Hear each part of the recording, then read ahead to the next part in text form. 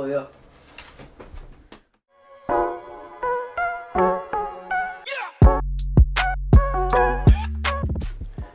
What's going on, y'all? We're back. Both the fellas back this week after a stressful week, man. School, everything going on. But got episode Ocho Cinco for you. Chad Johnson, podcast 85 for you guys. Once again, no surprise, a lot of football. A lot of football to talk about. NFL, obviously the Cowboys, hottest team in the league. And then college football all over. So we'll be talking a lot of ball in this podcast. Started out, NFL, the Giants started their season through the first 4 quarters of their first game versus the Cowboys. And then the second 2 quarters versus the Cardinals. They were losing 60-0 through 6 quarters. That's pretty awful. And then they finally scored in the third quarter and mount a comeback and beat the Cardinals late. That'd be a bad loss, losing the Cardinals after getting pounded by the Cowboys. That would be bad. Sure. And then the Bengals are another story early because they're 0-2. And we talked about it like the week 1 Joe Burrow, not the best player. Yeah. But yeah, Bengals 0-2 and both division teams. So they lost Browns first and then Ravens in their second game. So it was kind of nuts. The funniest play though in that Ravens-Bengals game, when Zay Flowers went up and mossed 2 Bengals players, and he came down with it, but he jumped up, caught it, landed straight on his shoulders and fell, but nobody ever touched him, so obviously he could still get up and run. Yeah. But he's so used to the college rules, so he landed, stood up and flexed, and then he's like, oh shoot, and then he started running again. Off, yeah. So that was just awesome. But now we'll set some time to talk about the Cowboys. Obviously, you didn't get to talk last week. I kind of hyped them up for you on the last pod because the Cowboys are looking nice, man. Hey, we're trying, but I don't want to jinx it. I'm just a Cowboys fan watching some good Cowboys football. I'm not, saying anything too crazy, but our defense is definitely looking really good. Yeah. Best Cowboys defense I think we've seen since probably late 90s, early 2000s. Really. Yeah, it's believable, too, what they've done so far. Through 2 games, we have 15 tackles for losses and 5 interceptions. That's nuts. And 2 or 3 forced fumbles, I think. Yeah, that's insane. And that's through 2 games. I think that's pretty crazy. The D-line, just is literally playing how they want. Yeah. Really. Micah Parsons, Lawrence, all of them dudes are just playing great, honestly. And then offensively, Dak Prescott, he's actually going through his reads and making good decisions. He's not forcing anything. He's taking what the defense is giving him.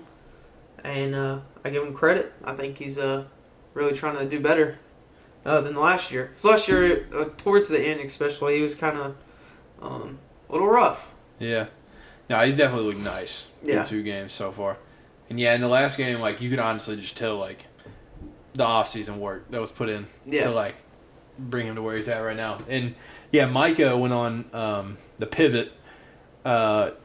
He went, I think it was a month ago probably, maybe a month and a half, a little bit preseason type thing. And he said something about, he's like, we're going to have the best defense in the NFL. I'm going to win MVP. I'm going to win Defensive Player of the Year. I'm going to win all this stuff. And he's backing it up. He's backing up everything he said. So, everybody kind of clowned him for saying all this, having all this confidence. But, through 2 games, look like the greatest team ever. It's been insane.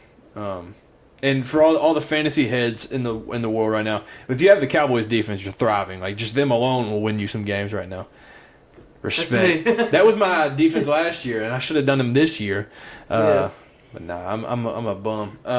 But the most fantasy points through the 2 weeks of the season so far, Tyreek Hill, obviously he's just going stupid, 59.5. And then Puka Nacua with 52. And then the Cowboys defense / special teams, 51. That is nuts. That's insane. That's the most through 2 games for a defense / special teams since the merger of the AFL-NFL merger in 1970. Yeah. That's ridiculous. That's like all-time numbers. Yeah, the Cowboys are just fun. Yeah. Must-see TV. Luke, I say this right, Schoonmaker from Michigan? Shoemaker. Oh. Yeah, the tight end. I think it's Shoemaker. I think. Schoonmaker? Yeah, I think so. Yeah. That's how I always Names say it. are not my expertise, but yeah, he got a look. He got himself a touchdown, a rookie touchdown. Heck yeah. I picked up 2 Michigan boys. Him and Mozzie Smith, the D tackle. Has he played much? I haven't paid attention to like D-line and big a little names. bit, yeah. But yeah, shout out Luke Shoemaker though. Early touchdown. Keeping it NFC East, the Commanders are 2-0 for the first time since 2011. So, wow. Yeah, that's an insane thing. Stepping up in the world. Yeah. And then with that, on the other opposite side of that, the Patriots are 0-2 for the first time since 2001, which is just unreal. This is a sad stat. Like, dude, that's just crazy. Like, well, I mean, they've lost more than just Tom Brady, but like, since he's left, it's crazy what one player. Downhill. Yeah. And then this is a stat that we had done some research on and ended up figuring out. Desmond Ridder, he's obviously like a hometown kid. He's from where we're from. So we follow him a little bit, more than an average NFL fan would. So his home game stat, he didn't start his whole career last year, his rookie season, but once he filled in for Marcus Mariota, he didn't lose a game at home as a starter. So then you go back and think, well, if that's his rookie year, he's now in his sophomore year, and they're 2-0 at home this year. And so then you look back in college, you're like, yeah, he's pretty dominant in college. He also never lost a home game as a starter in college. And then his senior year of high school, he never lost a home game as a starter. So the last time he lost a home game as a starting quarterback was against St. X Cincinnati in October 30th of 2015. He's got to know. He has to know it. He's gonna have that. He's like, yeah, dude. I don't lose at home. Yeah. Like, dang, I'm on a streak right now. Yeah, he's got to have some pressure like built in. Like he probably ain't saying nothing to anybody, but he's like, dude, inside, this is crazy. I can't lose. Yeah, that's got to be. Like Arthur Smith's probably like, well, we have the secret weapon. We'll just never lose a home game again. Yeah. But yeah, it's just an unreal stat, and we had to say it now because the Falcons have a chance to lose the next time they play at home. But yeah, it's insane. It's just an unreal stat. And then the Giants come back, like I had mentioned, but Saquon out 2 to 3 weeks with a sprained right ankle. So can't stay healthy. I know, I hate it. Hate to see a dude that can't stay healthy like that. It's hard to stay healthy as a running back. Yeah, for real. And they ain't getting money anyway, so like they're just living in a tough world right now. Yeah, yeah. Me and this dude were talking about that the other day. We were like, dude, if I was a running back in the NFL, I would demand more money. Yeah. And I mean, Daniel Jones makes like quadruple what this dude's making. It's insane. That's so crazy. Yeah. And then the Monday Night Football, I mean, there was another game. There was the Panthers-Saints, but like I literally only watched that until this game came on. The Browns at Steelers, Monday Night Football. The Browns going into that game, searching for their first 2-0 start since 1993. That's extremely sad. Yeah. That's a bad stat. But I gotta say, huge fan of the uniforms. The Browns all whites. Yeah, they look good. Beautiful. Yeah, those are awesome. And then the biggest thing, we'll go ahead and talk about that from the game, is the Nick Chubb injury. It's terrible. Like we had said, when you were watching it live, they were like, we're not even going to show the replay. Yeah. Like, it's just that bad. They didn't show the replay. Yeah. But okay, in your eyes, should Minkah have to sit out or be suspended or something for that hit? I kind of see both ways. Like, yeah, I mean, no. I think it just sucks. Like, I mean, it was. I don't really think it was like intentionally like dive at his knee and absolutely just demolish his leg. But I mean, it's part of the game, I guess. Yeah. Right as it had happened, I looked on Twitter to see like kind of what people were thinking, and it was like 50-50. Like there was people like suspend Minkah for the year, and I was like, oh wow. But for the whole year. Yeah. But yeah, I mean, there was a lot of people that were like, yeah, suspend him a game or like fine him or something. They're like, that's a dirty, cheap shot. But I mean, that hit happens a ton in the NFL. It just so happens that there was another player tackling him at the same time. Yeah. And so like it was just a mix of like, I don't know, just bad moments right there. Yeah. So like, I don't think you can suspend a guy for that. Like it's a football play. Like, yeah, that's I mean, going low like that is a little bit dirty, but like it's a way to tackle a guy that's definitely going to run you over if you stand up and try to tackle. Yeah. So you can't fault the guy for it. Nick Chubb, I mean, he's a running back. Like, those dudes take hits all the time. It's just part of the game, and it just so happened that, I mean, it happened. You know? It's, like I said, it's part of the game. Things like this happen. Yeah, you can't avoid it. But it happens. So do you think they should go like another route and sign somebody? I mean, Kareem Hunt is a free agent. He knows the offense. True. He's a little older, but, I mean, that's a route they can go. But, I mean, honestly, after Chubb went out and Jerome Ford got most of the touches, he made plays. Like, he's a different running back than what Chubb is, but, like, I mean, he balled out. Like, he played well. I think, honestly, like, that second half or whatever might be enough for Stefanski to think that they don't need Kareem Hunt or something like, I don't know. I mean, maybe it would help, like, it's a veteran guy in the running back room with the younger backs, but, like, I don't even think you need it. Like, I don't think you need Kareem Hunt. The only thing he brings is that, like, veteran knowing the playbook and stuff. But do you think they should go out and sign another running back, though? Yeah. Maybe just for depth, I guess. Yeah. Because I can't even remember the other guy's name, but they ran, like, the two backs, but, like, you could tell the drop-off. Like, and, I mean, it's not even saying that, like, the Browns were, like, a Super Bowl team or anything, but, like, without Nick Chubb, without just a really good running back right now. Yeah, it's tough. It wasn't that bad, but now it's bad in Cleveland. Yeah, really bad. I mean, they have Deshaun back. Yeah. And one thing, like, it felt like every single time when it was, like, 3rd and 12, 3rd and 15 or something, Deshaun would just, like, drop back, like, 3-step drop, and just Amari, he'd be like, all right, Amari's over there, and he'd just toss it up, and Amari'd come down with it every single play. Like, it was unreal. It was like every single time I was like, I know Steelers fans gotta hate Amari Cooper so much right now. Every time they would throw the ball his way, he was coming down with it, like toe tapping out of bounds, and it was like, dude. Speaking of Amari Cooper, I don't even know why, or I never heard why the Cowboys let him go. Like, I know we got Brandon Cooks, but like, I would much rather have Amari Cooper. Yeah, I don't know. Not hating on Brandon Cooks. He's a dog. Do you think it was like a CeeDee Lamb thing? Because wasn't that around the same time, like, drafting CeeDee Lamb and getting rid of Amari? Yeah. You think that could be? Yeah, but why not? Have them both? I guess if they don't, like. Yeah, I feel like having them both, though, like. Yeah. It's not like the Cowboys don't have the money. Like, they definitely do. Yeah, I don't know. Well, maybe. I don't know.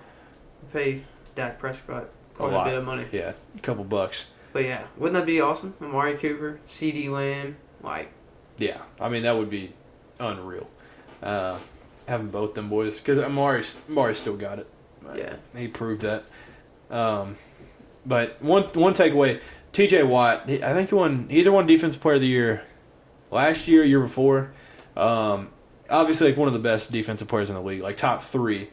Some would argue number 1. He just continues to dominate. It feels like every play he's doing something, like he's somewhere. But in the game in Monday night, he broke the record for the most sacks in franchise history with 81.5.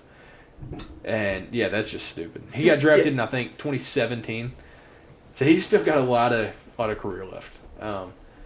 And I mean, he's going for the sack record this year. I think it's 22.5 is the record. I think he's tied that like last year, year before.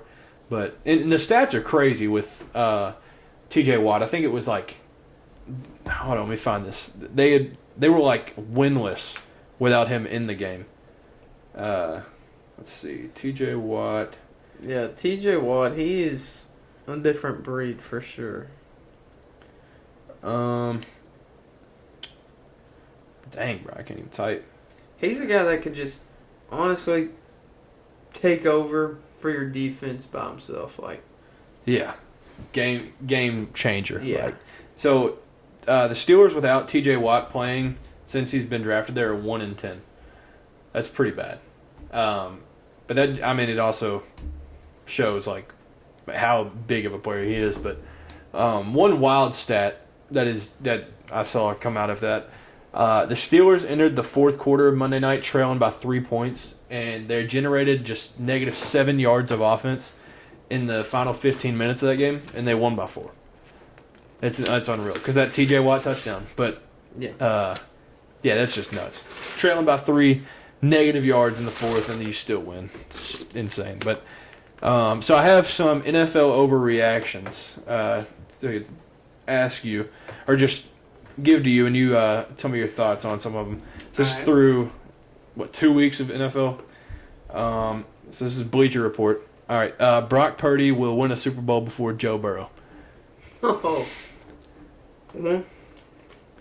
no. All right. Tua is a better quarterback than Justin Herbert.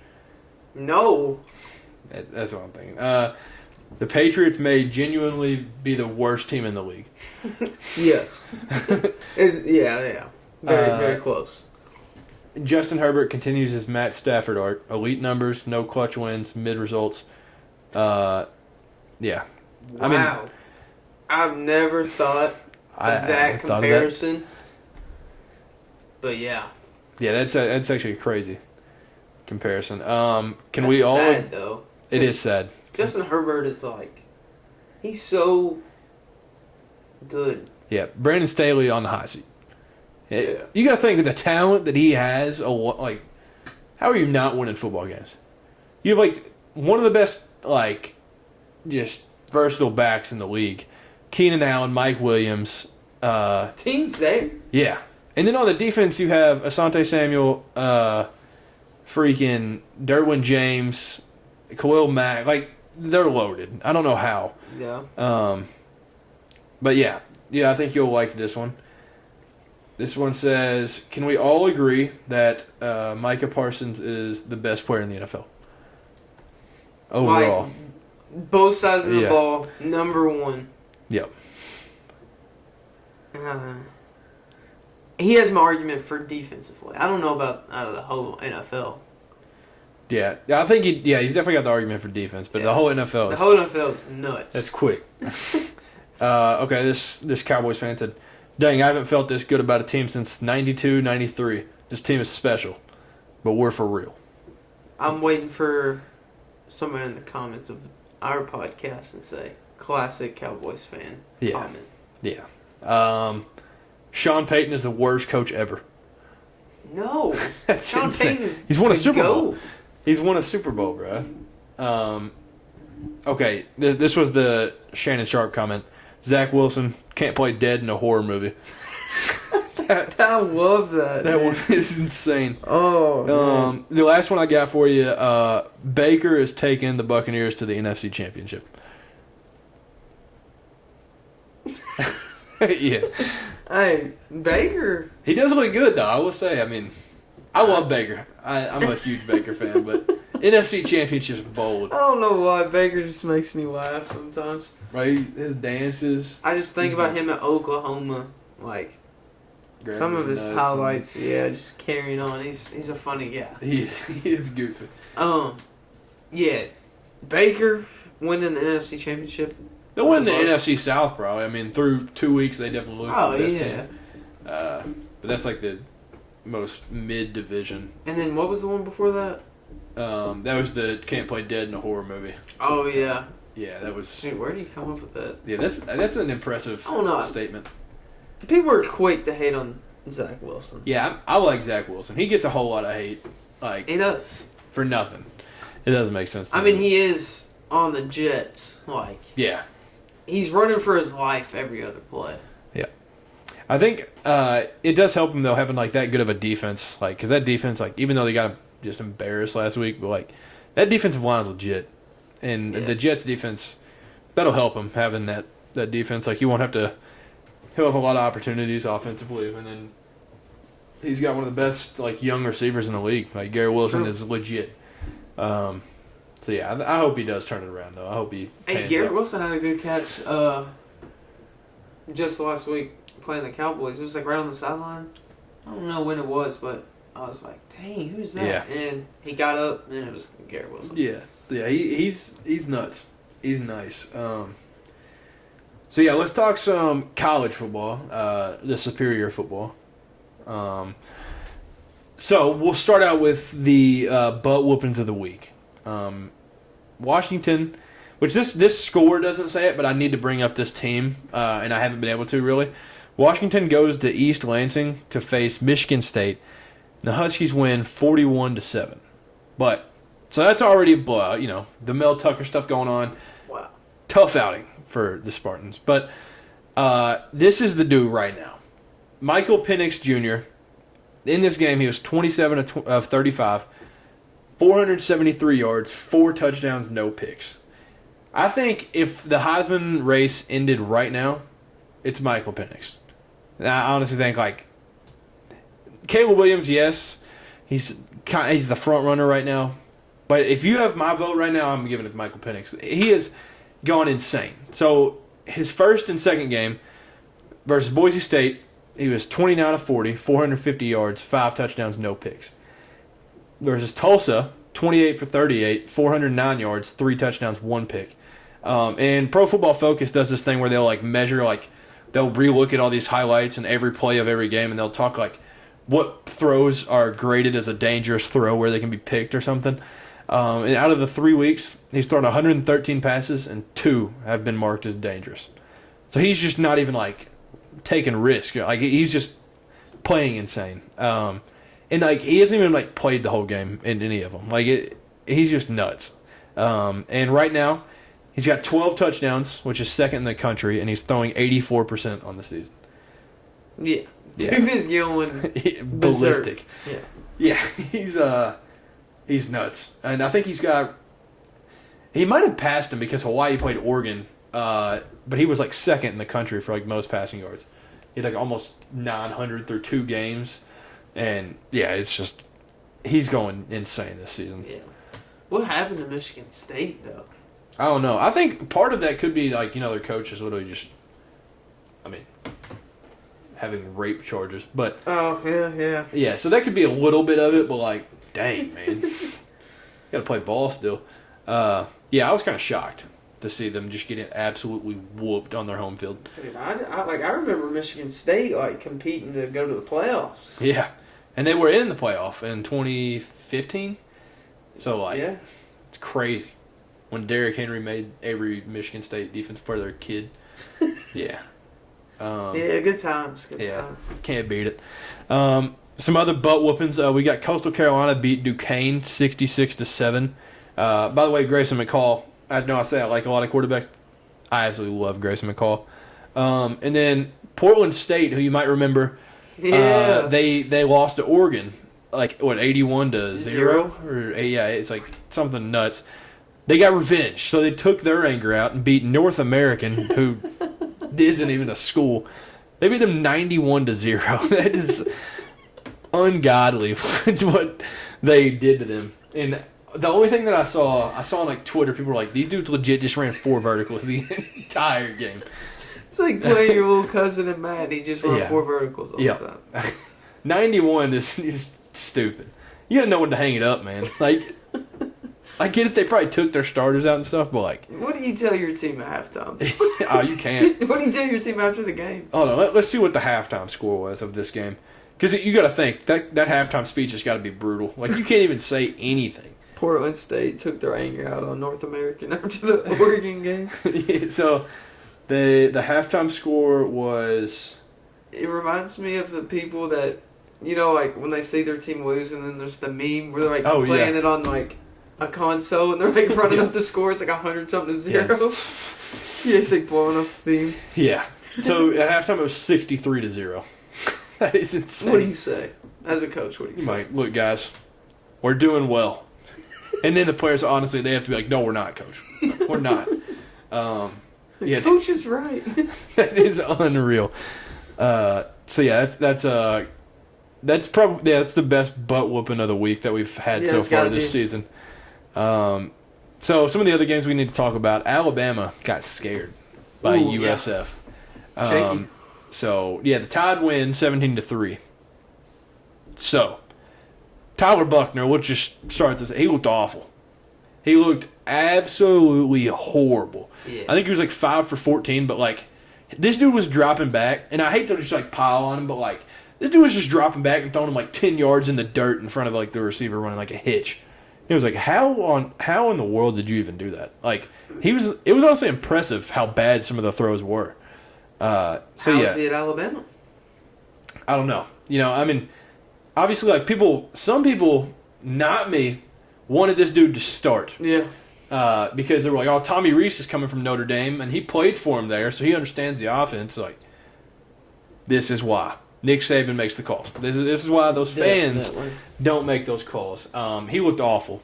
But then Ty Simpson looked a little bit better. Like, he didn't look phenomenal. Also, part of it, there's a tough weather. We'll put that in there. You still got to be able to throw the ball. And I truly believe if you go back to, like, even last year, Alabama, they win this like 56-3, like no question. In that 17, that last touchdown was like a few minutes left. So I mean, shout out to Roydell Williams and Jace McClellan because they were the only people that showed up, and those two combined for 203 yards. So like they just looked bad. I mean, they looked awful. But that was Alabama's fewest points scored versus an unranked opponent since 2014. That stat speaks for itself. Yeah. But, I mean, Alabama, like, now they've announced that Jalen Milroe will be starting this week against Ole Miss. And I think I saw some people, like, talking about it on Twitter. They were like, Nick Saban literally he knew they were going to win this game, so he played the other two quarterbacks just to prove why he makes the calls. And he's like, yeah, look, you're an idiot. You wanted these two. That sounds such like a Nick Saban thing to do. Yep. Yeah, so now he goes back to his guy. But I did see like the clips from like when Ty Simpson or Tyler Buckner would do something, and Jalen Milroe would be the first guy to run out there, give him a high five, pat him on the helmet. Like, so that's illegal. Shows a lot. Yeah. But after getting benched. Is Alabama peeing down their leg a little bit? Yeah. Yes, definitely. Like, not an Alabama fan here, but I'm worried. Unless it's what you said, and Nick Saban was just proving a point, but I don't know. Yeah, I don't know. I mean, it's USF. I feel like Alabama could take their worst possible roster, put them out there, and still beat them. Yeah, it's not just their quarterbacks either. There's like just some small little things just kind of everywhere in this Alabama team. Like some things with the O-line, defense isn't really what Alabama defense is usually. One thing that I talked about last week that you would probably agree with, there is no Alabama rush like they usually have. Yeah. Like Dallas Turner is the only rusher this year, and he's supposed to be what Will Anderson was, and he's just not. It's just not that good. At all. Like usually, like Alabama, it's like, all right, well, they'll get 3 sacks, like 3-4 sacks every game, like given. But that's just not happening. Like, I think there was like 0 pressures to Quinn Ewers, and even this game there wasn't a lot. Like USF was able to just do whatever they wanted. So it's like they're not like flying to the ball or something. Yeah, I don't know what it is. Like there's just like all these little things adding up, and it's tough. Yeah, when I think of Alabama, I just think like big, physical, fast. Like you gotta have a game plan, or you're gonna get absolutely dominated. Yeah. And their defense is just not that dominance that it usually is. Yeah, they're not at the same level as usual. And then another one that Texas was scared by Wyoming this week. So Texas was on that high after beating Alabama, and didn't realize they had to show up again. So they ended up winning 31-10, but it's another deceiving score because they were tied 10-10 going into the fourth. So, I mean, Wyoming, they did beat Texas Tech week 1, and then I think they were 2-0 going. I think that was the overtime game, right? Yeah, the like double, triple overtime game. Yeah. So yeah, I mean Wyoming, yeah, they're good, but like, come on, Texas, that's another game that you've got to just win. Like, you can't just slip up. You're tied 10-10 going into the fourth. That can't happen, especially with that offense, those weapons and stuff. Like they scored 34 on Alabama. Like, that's rough. So now we'll get into the 92nd edition of the Rocky Mountain Showdown, which is a sick name. Very fitting for the rivalry. This game, Colorado State, most watched late night college football game ever, which I don't know what like exactly late night is considered. Whatever it is, most watched college football late night game ever, and then it was the 5th most watched regular season game ever for ESPN. Unreal. Dudes were tuned in. Yeah, locked in, and it went off at like 2:30. I watched every second. I remember seeing some guy post. He was like, "Why am I up at 11 o'clock or midnight watching Colorado play football?" Yeah, I mean, if you gave us no context and told us like 5 years ago, be like, "Yeah, you'll be watching it at 2 in the morning, watch Colorado play," and I was like, "No, I won't." But yeah. I mean, that is the prime effect. The prime effect is real. It is real. 3-0. Yeah. So inspirational. So yeah, Colorado goes into it, number 18. Colorado State unranked, but Colorado State, you would have thought they were ranked top 5 the way Jay Norvell was talking before the game. When he said, "When I talk to grown-ups, I take my hat off and my glasses off. That's what my mom taught me." Which is bold. You don't... Which like going into the game, like before when that had came out, like we were like, "Oh, what is he doing?" But yeah, what did you think like when he said all that? I think it was like Monday or Tuesday. Right. I feel like these dudes are just doing it for attention. Like, yeah. Like why take a shot at Deion Sanders? Or why? Yeah, it's I stupid. don't get it. And then obviously Deion was like, "Hey, it's personal." Yeah. But it is weird because I saw somebody say that like he was actually hyping up Deion like before this had came out, and it was one of those things where people took like one thing, but he did say it though. Like I mean, you can't. There's a video of it, but he did say like it's awesome that Deion is doing what he's doing at Colorado, and it's the first time there's been 2 black head coaches in this rivalry, and like all this stuff. But then he said that, and I was like, okay, bro, you really just ruined your entire interview. Just come on, man. So I thought honestly like. Whatever the spread was, Colorado would just triple that. That's what I thought going into it. But, I mean, and College Game Day was there, which is weird. But it ended up being, like, the perfect game to go to. This game brought us Lil Wayne, walked him out. Offset, which they interviewed on the sideline, he was lit. The Rock was literally at College Game Day, on College Game Day. He's back in wrestling, too. Yeah. That is sick. Chauncey Billups, he was up in the booth. They kept panning to him as if we could see him. You could just see an outline of a bald dude's head.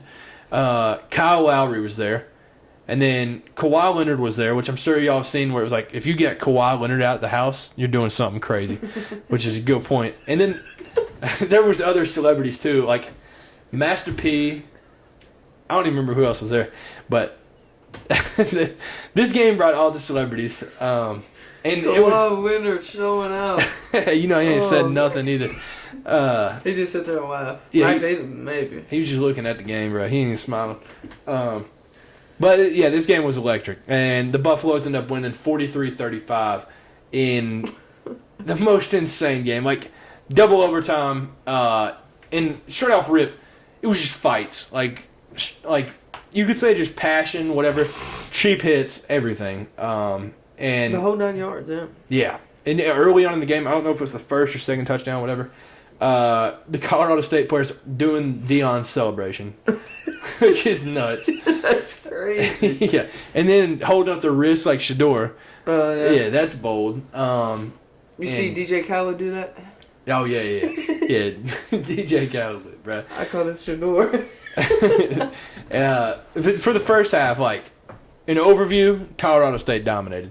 I think, were they up like 21-14 at half? It was crazy. It felt like the score was 21-14 for like 85 years.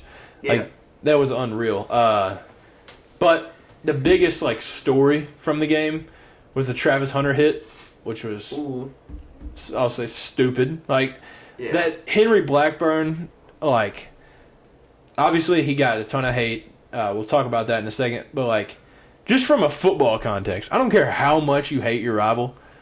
That, like, the ball was thrown over Travis Hunter, and then he takes, like, 3, 4, 5 steps, and then gets rocked. Yeah. And it was like, what is going through your mind to think, like, yeah, he could see the ball. Like, the ball landed here, and then Travis comes, like, what is he thinking? And it was a hard hit, too. Like, it was crazy. And you could see just, like, Travis Hunter's body almost, like, goes into, like, shock, like, once he gets hit, and he just, like, falls. Yeah. And then he tried to play, but the doctors ended up pulling him. And like a few minutes into the third, he ends up getting taken to a hospital near there. So, and I mean now he'll miss a few weeks where he'll miss the Oregon and USC game, which is sad because I was looking forward to against USC. That'll have the two most electrifying players in college football in the same game. But I mean it's completely understandable for missing that. But that Henry Blackburn, try not to like pile on him too much. Like, yeah, it was a dirty hit. People make mistakes. So he was the one that hit him in that game. But one of the funny things that people pulled out, like when they scored that touchdown to tie it, to take it to overtime, he got his ankles crossed. Like, he got his ankles taken for the touchdown by, what was it, like, I think it was Jimmy Horn was his name, the wide receiver, and he got cooked there. But it is sad because Henry Blackburn has now had him and his family receiving death threats for that hit. Like at the end of the day, it's football. Like, yes, it's something that we all love, and like, yeah, it might be your favorite player or something, but like, you know, he definitely felt bad, like knowing what had happened to him. It's a game, like you said. People make mistakes. Yeah, it wasn't. I don't agree with the hit. But did you see what Travis Hunter did? He ended up like, I think he was like streaming or whatever, and he was talking about it. Oh yeah. We can maybe get the clip. Yeah. Roll the clip. But well, at the end of the day, stuff like that's gonna happen. So I just stay humble. He did what he was supposed to do. It's football. Something bad's gonna happen on the field sooner or later. We just gotta get up and fight again. That's what I try to do. Good thing the doctors stopped me, because if there was no doctors there, I would have still been out there playing. But I'm thankful for everybody that helped me that day. Well, you got smoked. Yes, I definitely got smacked. Yeah, he was like, it was a football play. This is what Travis Hunter said. It was like a football play. It's like, I got rocked, basically. Yeah. Which, it was sort of kind of a football play, but yeah. It is like having that attitude through it all, though. Like, it is respect. Yeah, the death threats, that's too far. Like, it's a game. No matter how much you hated it, like, that's crazy. Yeah. So yeah, that like fourth quarter drive alone was insane because, like, I don't know like what their yards were before, but it felt like Colorado couldn't do crap like that whole time, like the whole game, and then that Colorado State punter put it on the 2. He put it out of bounds of the 2. You couldn't draw up a much better punt, and he said, what was that Shador said? He said he was going Brady mode. I think once they hit the 98-yard drive, and I mean the drive started off with him running, so it like proved to be that he's that dual threat that everybody talks about. And then they obviously threw that 45-yard touchdown to Jimmy Horn, and then so that was where they ended up having to go for 2 also, and they got the 2-point conversion, which was insane. And then in OT, that's where Colorado State just absolutely screwed themselves. There was a face mask the first play, then there was like a targeting like the second play. At one point I think there was like either a horse collar holding or something for them, but like Colorado, they end up scoring right away. Colorado State scores again, and in the second overtime Colorado scores once again. Michael Harrison scored that touchdown in the first and the second overtime, and then they ran just a beautiful, like insane play for the 2-point conversion, and then Colorado State, which this is another situation where they screwed themselves. They scored the touchdown, and a freaking wide receiver gets an illegal blindside hit, and it was like, okay. So then they end up not scoring at that point, and yeah, it was just an outstanding, unreal game. This game combined for 26 turnovers. Colorado State, this just shows that they shot themselves in the foot. 16 turnovers for Colorado State for 176 yards.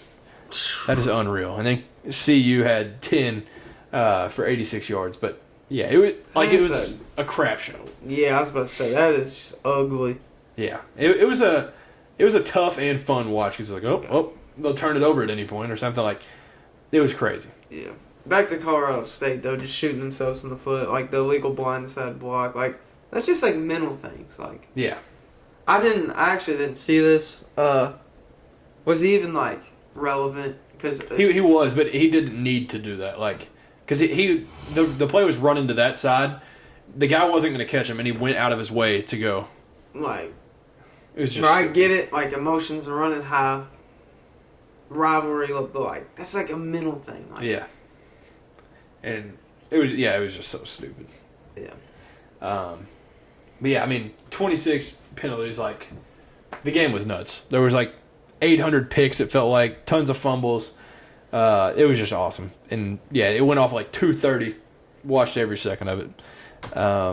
Then the Florida State at Boston College was another game that was sneaky good. Like everybody thought Florida State was just going to go dominate. But no, the Seminoles end up winning that game 31-29.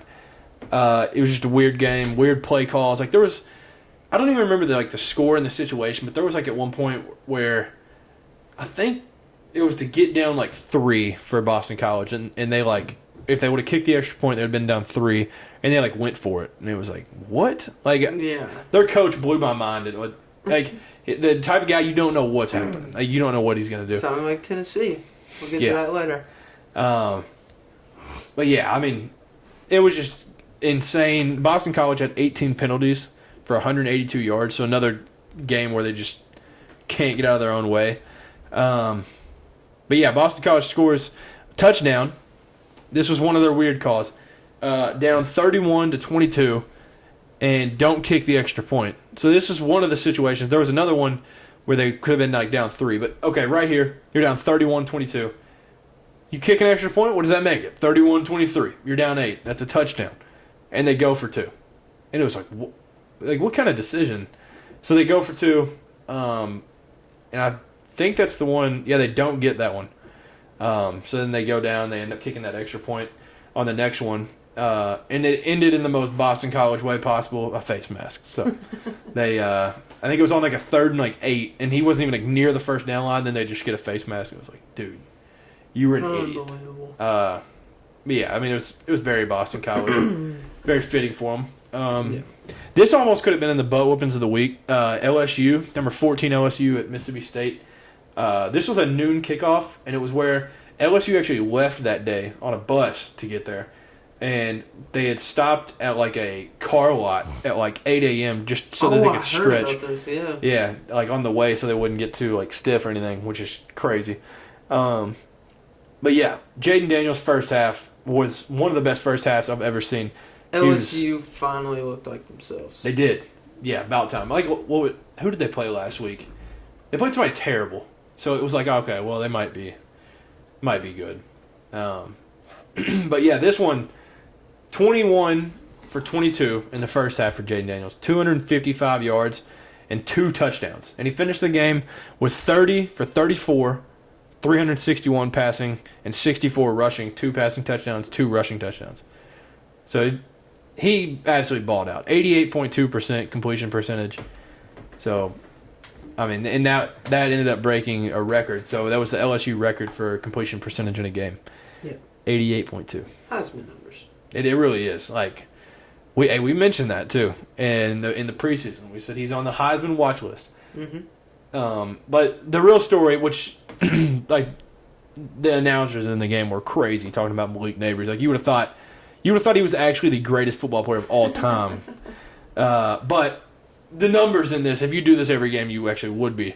In the first half alone, Malik Nabers had 10 catches, 188 yards, 2 touchdowns. And they finished with 13 catches, 239 yards, and just the 2 touchdowns. Have yourself a day, fella. Yeah, Malik Nabers, man. And honestly, I still have in my head when I think of Malik Nabers, him just muffing the punt last year versus Florida State. And if he just does this, I'll just completely forget about that because he's balling out. One game that we didn't expect to be that great, I don't even remember our picks for this in the preseason, but number 15, Kansas State at Missouri. Yeah, this game was crazy. Who knew Missouri was just the place you don't want to play? Because Georgia about slipped up last year. Yeah. And Missouri knocks off Kansas State 30-27 in an absolute. It was like a Big 12 football game, which is what it used to be. It was as Big 12 as possible. It was like a welcome back Missouri. Like they were trying to take them back. But, yeah, the last drive, Missouri did everything like you could possibly dream of doing, and just to get into field goal range, and then another weird call like oh yeah, they'll definitely kick the field goal here. They're towards the back of his field goal range, but they'll probably kick it, and then they just get a delay game. And it was like what's your point here? And then they end up kicking it still in the thicker kicker, Harrison Mevis from 61 out. Longest field goal in SEC history, and he makes it for the win. It was awesome. It was absolutely electric. Missouri is now 3-0 for the first time since 2018. Yeah, shout out Mizzou. Happy for him. Yeah, Harrison Mevis, man. Go kicker. Goat. South Carolina at Georgia was another scary game, one of those midday games where, Georgia's expected to just... I think they were like a 29-point favorite, which is unreal. Dogs won 24-14. So it was closer than that, too. They were down 14-3 at half, I think. And Spencer Rattler, whatever y'all got to say about him, just go watch the beginning of that game because straight off the bat, I think he ended up going 8 for 8 before throwing an incompletion and marched down the field, scored first drive, and it was wow. It was unreal. Yeah. I don't know what happened to him. I've liked him the whole time, but dude, the ending of last year and now into this year, he's literally just the greatest South Carolina player ever. Yeah, it's unreal. It was like a switch. Yeah, it was like a 1 week switch. It was either the Tennessee game or the game before, where it was all right, bro, what is he doing?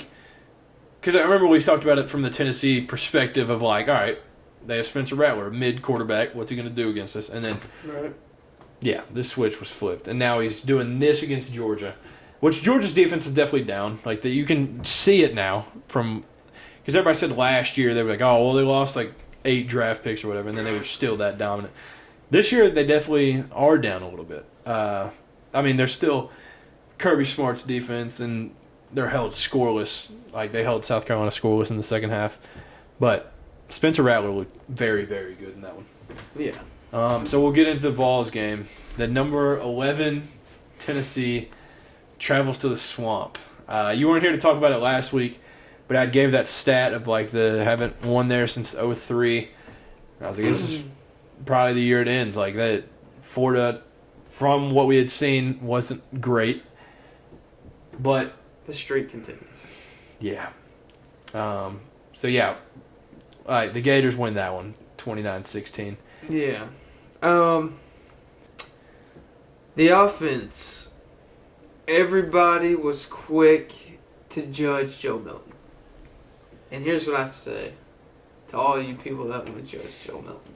Yeah, he missed some throws here and there. But he also had some great throws. Yeah. And he would have kept making great throws all through the game if we had better play calling.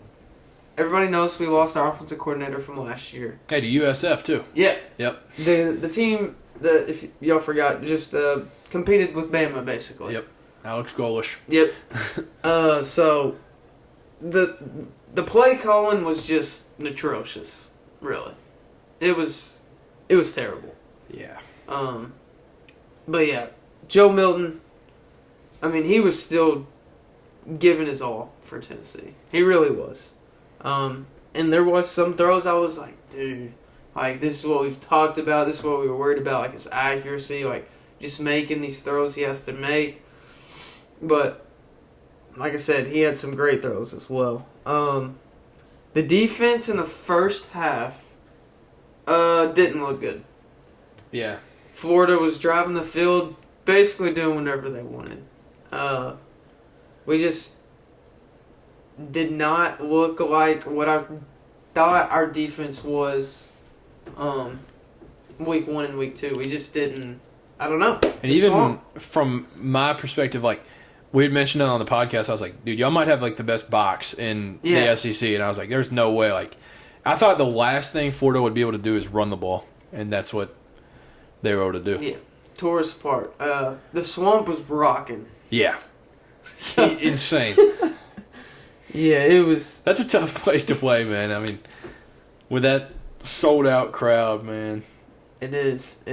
But yeah, When I was watching this game, I was like, man, like, this play calling is, like, terrible. I didn't know whether I wanted to be mad at Joe or, like, want Nico to get in there. I was just like, we need something.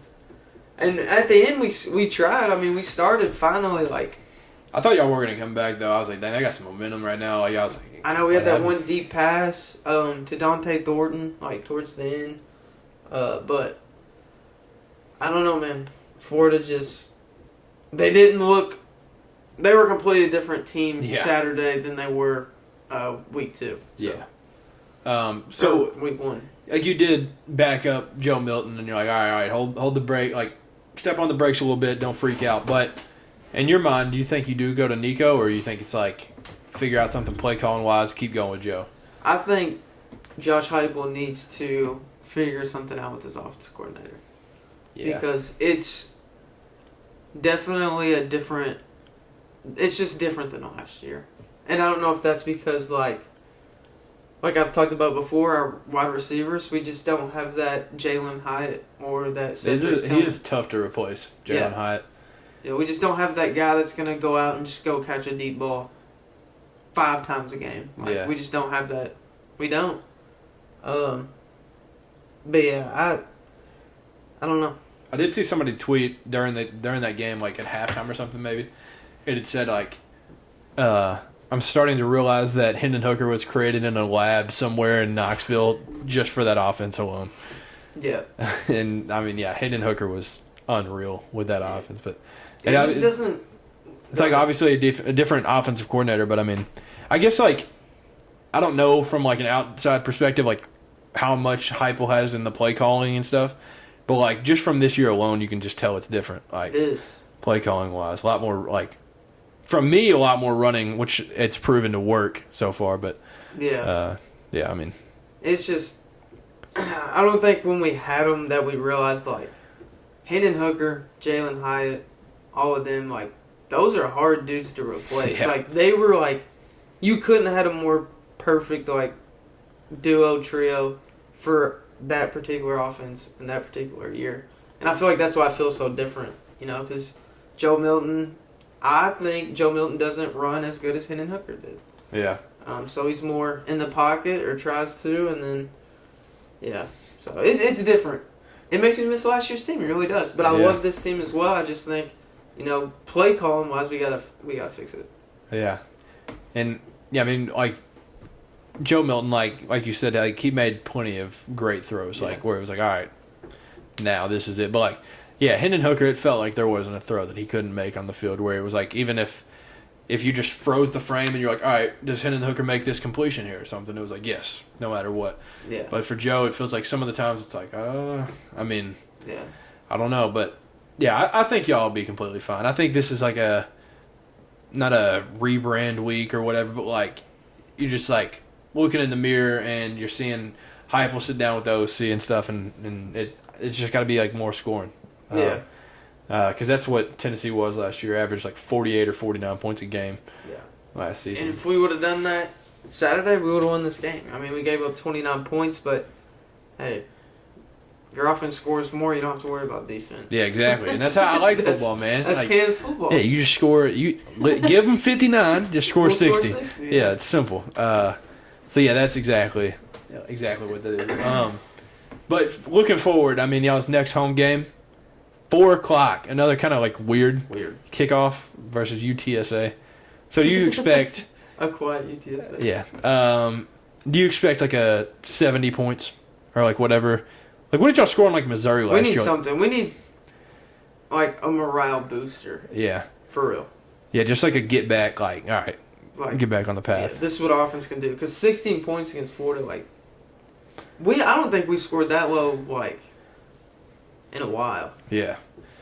So yeah, I think like this is one of those games. Last year, maybe. Yeah, probably that game. Yeah, I think this is one of those games where like last year when Joe Milton would end up coming in because y'all were up by 70. Yeah. This needs to be one of those games where like Nico gets in and plays a lot. Like I want to see like Nico for y'all this entire second half. Like I want y'all to just be That'd up be like awesome. Y'all need to be up like 42-0, 42-3 at half, and then it's just like all right, Joe. go put a hoodie on, just have fun. Like, that's kind of what it needs to be. Because then that next game is huge. That, like, South Carolina. 7:30 kickoff. It's the lick-back game. It is lick-back. I'm excited for that game. Yeah. Because South Carolina, going into the game last year, like, I just didn't expect much from South Carolina, so it's like a shocking thing. But, like, both these teams, we'll know what they are by week 5. So, like, I'm excited about it. But before we move on from that game completely, that last play was what a lot of social media, like, obsessed about. Oh, yeah. The final play. So, from your perspective, what was your thought? Because it was the Graham Mertz got the snap and jogged around and then need it. Guy. You hate Graham Mertz? No, he was a Big Ten guy, too, before that. So. Yeah. No, I really hate that guy. But, there was like 8 seconds left. Josh Heupel, we kept calling timeouts, trying to give ourselves a chance. But then there was a lot of people saying, like, bro, like, you're down 2 scores. Like, you're not. Like, why are you calling these timeouts? So there's like 8 seconds left. Graham Mertz gets a snap. He's like kind of like jogging, like not taking a knee. And then he finally like takes a knee last second. And then Amari Thomas, one of our D linemen, great guy. Good. Kind of was like, all right, well if he's just gonna sit back there and run around, like there's still 8 seconds left. I'm gonna play football. So he does what a normal defensive lineman would do.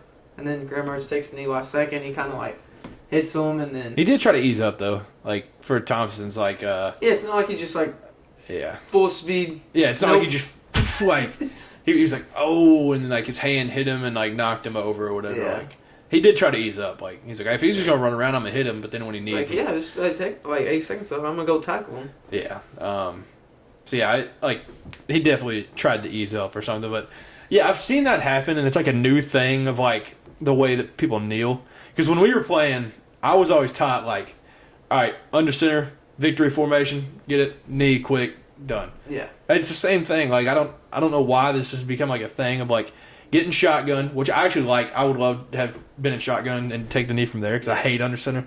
But I don't understand that get under there and then just jog around and, like what I don't get the point. Either way, it's going to run the clock. Yeah. So, like, I just don't get the point of it. It didn't make sense to me. But yeah, it did create an awesome picture of who was it, number 5 on Tennessee. Just he squared up. What was that? And then he squared up with a lineman. I just think squaring up in a football uniform is the goofiest thing to me. Who is that? Yeah, full pads and all, and they're holding up fists. Yeah, it was goofy. The picture is awesome. But there was 4 players total that got suspended for the first half of next week. So Florida, they had Damian George, Micah, not even going to try this, Maskua, so whatever that is, and Dante Sanders. So those 3. Good, get them out of here. Out for a half. And then for Tennessee, it was Omar Norman Lott. I guess that's it. That might have been that number 5. Yeah, but yeah, suspended for the half of next week. And I don't even know who Florida plays, but for y'all, at least it's not like a... It's not like a crazy opponent. Well, it shouldn't be. I don't know. No, I think y'all do it. Yeah, squaring up in full pads is crazy. It's a crazy move. Like I don't know what the goal is there. Like it's just insane. But yeah. So for Kentucky, we still have not played like a big team. Like it used to be for us. I don't know how it's been for you all, but scheduling wise, we'd play like 2 bums or something, and then play like Florida week 3. That was how we always did it. And then we'd play like another bad team at the end of the year, like right before Louisville. That was kind of our thing. But now this year we did 3 like cupcake games early. So it's like Ball State, Eastern Kentucky, Akron. And then now we go into Vandy. But for our last like cupcake game, we won 35-3. So we covered the spread in 2 of the 3. Obviously the EKU game was miserable to watch. But the biggest positive, we actually started the game how you want to start a game. The last 2 games, the entire first half, we just looked like the most average team of all time. And this one we actually scored on the opening drive, scored a touchdown, Josh Caddis. So that was awesome. But other than that, the rest of the first half was just sloppy. Bad snaps, like sacks, missed throws. And Jagger Burton is our center right now, and he had like 3 bad snaps that ended up losing like 10 yards. So that's an issue. That's definitely something that's got to be fixed. And Ray Davis is that dude. Like he in the third quarter, I'm sure y'all saw it. It was on the top 10 to SportsCenter. He scored a 58-yard receiving touchdown, and it was insane because it was Devin Leary sheds a sack and throws out of a sack to him, and he just makes the rest happen. Goes like across the field, like just a football, like playing like Madden, and scores 58 yards. And then in the fourth, he scored a 55-yard rushing touchdown, which was also just him doing it all. So, yeah, he played good. He was fun to watch. In the second half, Cats were rolling again. I don't know how much we ended up scoring. I think we had 14 at a half, I want to say. And the rest was all in the second half. But another thing, this is an insane stat because it's a bad stat for us, honestly. The two teams leading in points per snap or whatever, like however it's graded, is USC number 1, and then we're number 2 in points per play, which is, you'd be like, from an outside perspective, you're like, oh, shoot, all right, you just score a lot. No, we just don't run plays. We just run like the slowest offense I've ever seen in my life. And we snap the ball. We will use every second that we have. And then obviously with the sped up game now where it doesn't stop for first downs, like we're just not getting plays in. And like I talked about it at the end of the Ball State game where Stoops was like on that last possession, he was like, I just wanted to get plays. Like we barely got to play. So yeah, we just don't run a fast offense at all. So I'm hoping next week we start to like pick that up, or like this week versus Vandy, because it's honestly just like miserable at times. You're like, dude, run a play. And I get it. We're trying to like we do a lot of motions and stuff with Liam, but like, man, it's one of those games where like if you're not like a Kentucky fan or you're fully invested, you can just fall asleep. Like no joke. Like not a lot happens. That's crazy. It's wild. Like I love it because like. With Liam back, we take shots and we'll take those downfield throws and we throw it a whole lot. But like, other than that, it's like, dude, you like check Instagram in between each snap. Like, it's crazy. Hey, that might be good though when y'all play like teams like Tennessee, like keep their offense off the field, shoot that clock up a little bit. And obviously, like it's a cliche thing that like announcers always say to like make themselves feel a little bit better. Like. When you are playing those really good teams, you do want to run a slow offense just to keep their offense off the field. Yeah. So, like, when we play, like, Georgia and Tennessee and Alabama and stuff, it's like, all right, this might actually be good because, like, we'll get a lot of plays and have a lot of the time of the ball. So, like, so yeah, it'll help then. But, man, I just want to see, like Rich Gannon, just shots. Like, just throw the ball all over the field and, like, run a play every 5 seconds for all I care. Like, I just want points. Like that's what I want. But no, I think it's just a kind of getting everything back used to it.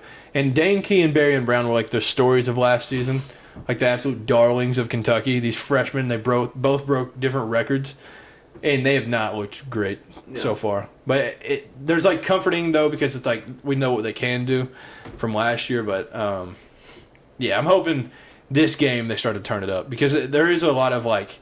When you are playing those bad teams, you're like, all right, well, here we go again. Like, what am I going to do? Like, there's not a lot of motivation in it. So now that it's SEC schedule, maybe it's like, all right, dial things up.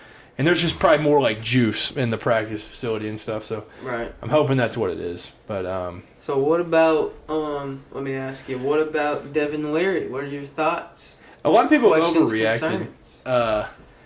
Yeah, a lot of people definitely overreacted. And they're like, this dude just sucks. Like, just because. Like, his QBR isn't the greatest every game, and he'll have these missed throws that aren't supposed to happen, and like Will used to make, and it just sucks because he's compared to Will, and so I hate that because I don't compare him to Will at all. He's a completely different quarterback, and it's like the same situation over in Knoxville. Everybody's trying to compare Joe to Hooker. Yeah, and I mean, both of those guys are some of the best quarterbacks our programs have seen, and it's like. It's just a bad situation to be compared to those guys. But, yeah, for Devin, like, I'm definitely not worried. Like, I think it's just one of these are an entire new team, entire new offense, entire new coaching staff. Like, it's all just new. And so I think it's like he's 3 games in. He hasn't been put in a situation where he's got to move the ball except for one time in the EKU game, and he moved it down the field. And, like, I don't know. I'm not worried about him. I'm excited to have him as our quarterback, and he's very, very smart. And he's had a couple of missed throws on those like easy 10 to 15-yard throws, but he's also created throws that have been like unreal, like Will couldn't do. And so I think it's like a give and take thing, and I don't know. I'm excited.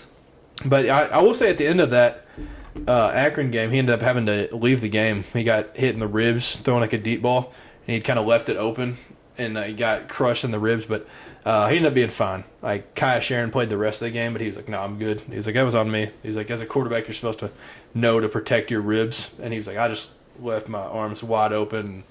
He's like, "That's on me," but he's completely fine. So it was like a worry at first because he was like down, but I think he got the breath knocked out of him, and then he was able to get off the field quick. But yeah, so we got at Vandy this Saturday, so we get to go into the tent for our locker room, so that'll be fun. And then we get the video board held up by just machines. Like nice. Yeah, I can't wait for that one. You have to play in the construction zone. Yep. Yeah, I can't. That'll be exciting. Yeah, literally, you could get hit by a crane when you run a go route or something like. Hey, I think playing Vandy's fun though. Like, it Vandy's is just like a fun team to play because like it's an SEC school, but it's not like Georgia. Like you're just well. It is nice. It's a SEC win if you get the win and stuff like.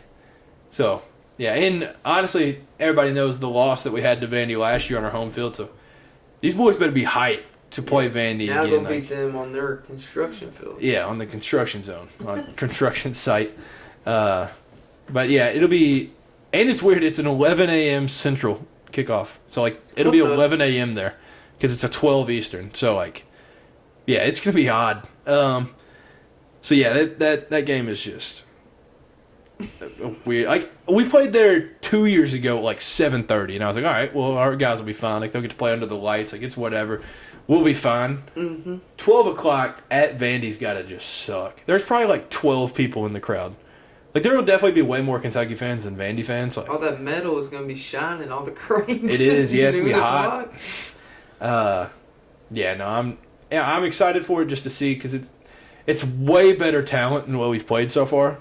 So that'll be good. But I know their secondary has a lot of injuries and stuff right now, and yeah, I don't know. But I'm excited just to be in the SEC play now. Yeah. And then the next week we have number 25 Florida at noon, which this like nearly ruined my week finding out that time slot. So it came out Monday that we play them at noon, and I was hated because I was like, when have we even played them at noon? I was like, that game is a night game every single year. So I looked back at it, and let me get this exact year. So y'all have back-to-back noon games? Yeah, bogus. It's stupid. They're doing Kentucky wrong. Okay, so I looked at this. Kentucky versus Florida in Lexington hasn't happened. It hasn't been a noon kickoff since 2003. I'm telling you, this is always a night game, and it's been a 6 o'clock, 7 o'clock, 7:30, or 8 kickoff every year since 2009. So we haven't even played them during the day since 2009. And then before that, in 2007 and 2005, it was a 3:30 kick. So it wasn't even noon then. It's just unreal. It's stupid. It's so stupid. That's just like tradition. Yeah. It's messing with tradition. It is. And okay, so I've learned recently how the time slots work, which is stupid because next year when the SEC changes, like these time slots won't be the same. But for right now, in the last like few years, the time slots are the CBS game is always 3:30. So CBS goes and they like look at the schedule. They're like, all right, what game do we want? They get the first priority, and they take, all right, 3:30. So that game, let me see who ended up getting that one. I think that was Georgia-Auburn that ended up getting that 3:30. Okay, yeah. So they got the 3:30 game. So then you take them off the board. And I think it's because like LSU and Ole Miss play, but Ole Miss and Alabama will be 3:30 this week, I believe. So they took Georgia-Auburn, 3:30. Take that off. The next one is, I think, 6 o'clock, which is LSU Ole Miss. So there's the 6 o'clock, gone. Then it's the 7 o'clock, I think it's a 7:30, which is you all in South Carolina. And then the noon is the fourth biggest game of the SEC.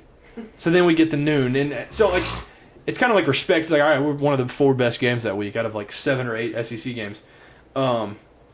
And, yeah, I was heated. I mean, I get it. All those games are more important.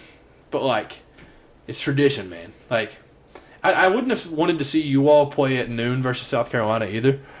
But, man, I wish they could have figured something out. Like, if y'all could have played at 7:30 or something.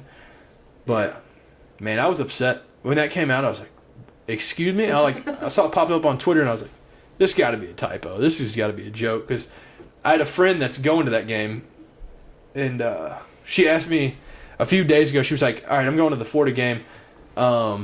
Like, when do you think it'll be or something? Because it obviously didn't come out yet. And I was like, oh, it's for sure night. Like, I was like, 7 or 7:30. It'll be one of those two. I was like, maybe 6. But then this came out, and I was like, yep, it doesn't happen. Like, I don't know why. Noon games, not it. They're hard to get up for. If you're going to the game. Yeah, and even just for the crowd, even if you aren't there, it's like, oh, well, the crowd's not very loud. Yeah, because it's noon. Yeah. You literally have to start tailgating at, like, 7. Like, it's terrible. It's awful. Back-to-back noon games for y'all. Vandy and Florida. Y'all are going to forget what it's like to play at night. I know. And then after the Florida game, we play at Georgia, which is always a day game. So that'll probably end up being noon. Like, I'll be heated if we get 3 straight noon. I'll be hot. It's like, yep, Wildcats at noon. Wildcats, throw them at noon. That's how it's going to be. But we'll talk about a little bit of college football week 4 for you guys. This already week 4. I know, it's sad. I was like, dude, how is it already week 4? But this is an exciting weekend. This weekend has the most ranked games in a regular season since 2015. So, sick. Let's get it. This is awesome. The first one we'll talk about, number 15 Ole Miss at number 13 Alabama. I will take actually the Rebels. So this would be Alabama's second home loss, which I'm sure if that happens, we'll see a bunch of stats come out. I got the Rebels 38-35. What you got in that one? I'm going to stick with the Tide. I got Alabama 23-20. Them restarting Jalen Milroe. You know, there's been some complaints about his throwing, but he is a football player. And he knows how to improvise and make plays, and I think Ole Miss might struggle. Yeah. I hope Jalen Milroe and the Tide get going again this week. 'Cause I just don't like seeing Alabama down. Yeah. Feels bad. Then we got Big Ten matchup. Number 24 Iowa travels to number 7 Penn State. I'm going with the Nittany Lions, taking Penn State 41-21 in a blowout. I like it. I'm going to take Penn State as well with a 11-point win, 35-24. Then we got a Pac-12 matchup. Number 19 Colorado at number 10 Oregon, which would have been game day, but there's another game that is massive. This one is on the road, but we will mention that officially today, I think it was, Colorado has officially sold out every home game this season for the first time in school history. The Prime Effect. The Prime Effect. In full effect. But for that game, Oregon's a big favorite, and I'm a believer. I'm taking Oregon 51-31. A lot of points. Yeah, just with Colorado playing the teams they've played so far kind of close, Oregon is going to be their first real competitor. Yeah. Like, big competition. Oregon, no joke. Yeah, they're legit. Colorado better find out something to do. Yeah, I mean, Bo, this is where you start your Heisman campaign if you want to get that going. Yeah, for sure. I'm taking the Ducks as well, 42-28. Yeah, so all those bodacious or whatever shirts, billboards, it comes into effect this game. All right, ACC, number 4, Florida State at, which is weird, unranked Clemson. I'm going with the Seminoles, and I don't even know. Or no, okay, Clemson's home winning streak had got snapped against South Carolina last year. I was about to say it ends now, but it's already been broken. Florida State goes on the road and wins 34-27. Yeah. I still don't think Clemson's got it. I'm going with Florida State. A similar score, but 38-24. So both got the Seminoles. And then now we get to college game day. Number 6, Ohio State at number 9, Notre Dame. 2 of the top 10 programs of all time. 2 blue bloods. And Ohio State, even in South Bend, is the 3.5-point favorite. But I'm going with the Irish at home. I think Marcus Freeman gets that big win that he's needing in his early coaching career. I'm going with the Irish 34-24 at home. What you got? I like it. I'm going with the Buckeyes, man. I got Ohio State 52-42. I think it'll be a high-scoring, back-and-forth type of game. Sam Hartman, great quarterback. He's going to air it out. And Ohio State as well. So 52-42, Ohio State. And I hope that is the case because last year we got screwed with not the most electrifying game. Because if it's 52-42, that's a game that you just gotta must-see TV. But last year it was 21-10. So it was like a lot like lower scoring. And from last year I remember Notre Dame, it was like first drive. Tyler Buckner got smacked in the face as he threw it and went for like 70. So that was like the first play, and that was like a shock because a lot of people last year, including me, thought the Buckeyes would just murder them. But that was the lowest points that Ohio State has scored since Ryan Day took the job. So Marcus Freeman early on put him to his lowest points. And I kind of hope there is more scoring this year. Obviously, Notre Dame's got a much better offense. And then Ohio State's got the best 2 receivers in the country, probably. Like, best duo for sure. So I hope it is a lot of points, like your score prediction. So, yeah, this a couple stats. Notre Dame has won their first 4 games by 20 points or more for the first time since the 1970 season. So we're seeing something that we haven't seen in a while for Notre Dame. And the Buckeyes have won 5 in a row against the Irish and lead the all-time series 5-2. And they won, like I said, 21-10 in their last matchup in Columbus last season. I think the first time they played was like 1935, so it's an historic rivalry kind of. And obviously Buckeyes won 5 in a row. The Irish want to flip it and get back on track. But no, it's a game I'm definitely excited for. And I know Notre Dame's wearing those green uniforms we talked about, like the Irish spring green. And then I think this is the game that Ohio State wears those all gray. I could be wrong about that. I think they might wear them against somebody else. They might wear them against Michigan State. But I think it is that game. So it might be the all gray versus the all green. I think it is a cool touch when Notre Dame brings out the all green, though. And the green uniforms are pretty sick. So we'll start to wrap this up a little bit. Something else with SEC football. Peter Burns works for SEC Network. He tweeted this out. The SEC rankings as of right now: number 1, Georgia. Number 2, LSU. Number 3, who the heck knows? Couldn't agree more. Yeah. Which I think it's like that drop off there is like, all right, well, 3rd is for the taking. And the West is wide open. And LSU's beatable. Georgia, I mean, from what we've seen, the East may be open for the first time in a little bit. So, yeah, it's crazy. I don't know who's the 3rd best team, honestly. Like, you can go a lot of different ways there. Yeah, I feel like, I think the whole SEC is really wide open. Just the way the year is going so far.